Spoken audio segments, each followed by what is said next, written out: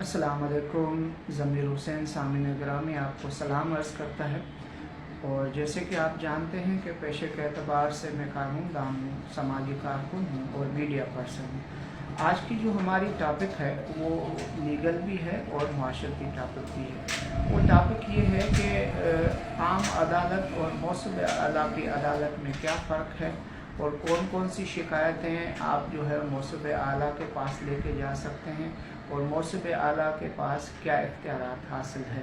तो सबसे पहले ये कहेंगे कि मौसूब आला जो है वो एक सिविल कोर्ट की तरह होता है।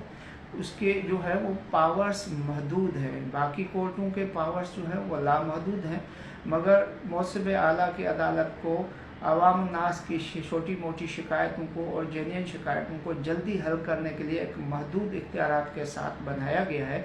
अब ये है कि आप कौन कौन सी शिकायतें जो हैं वो मौसूब आला के पास लेके जा सकते हैं एक आम शहरी की हैसियत से। उसमें ये होता है कि कहीं पे भी आपका जेन्युइन काम हो तो आपसे रिश्वत तलबी हो रही होती है, या आपके साथ तासुब बढ़ता जाता है, या फिर कहीं पे आपको लगता है कि कोई भी जहाँ पे आपका काम है वो इख्तियारात से तजावुज़ कर रहा है, या वो बगैर किसी कानूनी वजह के डिले कर रहा है, या कोई और इंसानी हुकूक की खिलाफ वर्जी हो रही है, तो आप मौसूब आला के पास अपनी दरख्वास्त या शिकायत दे सकते हैं। मौसूब आला के पास दरख्वास्त और शिकायत देने के लिए दो तरीक़ेकार हैं। एक, आप रिटन में भी कंप्लेन दे सकते हैं और जाके ऑनलाइन भी जो है वो कंप्लेन दे सकते हैं। तो नाज़रीन, ये है कि मौसूब आला के पास कौन कौन से इदारों के इख्तियारात हैं जिनके अगेंस्ट वो कंप्लेंट्स आम शहरी की सुन सकता है।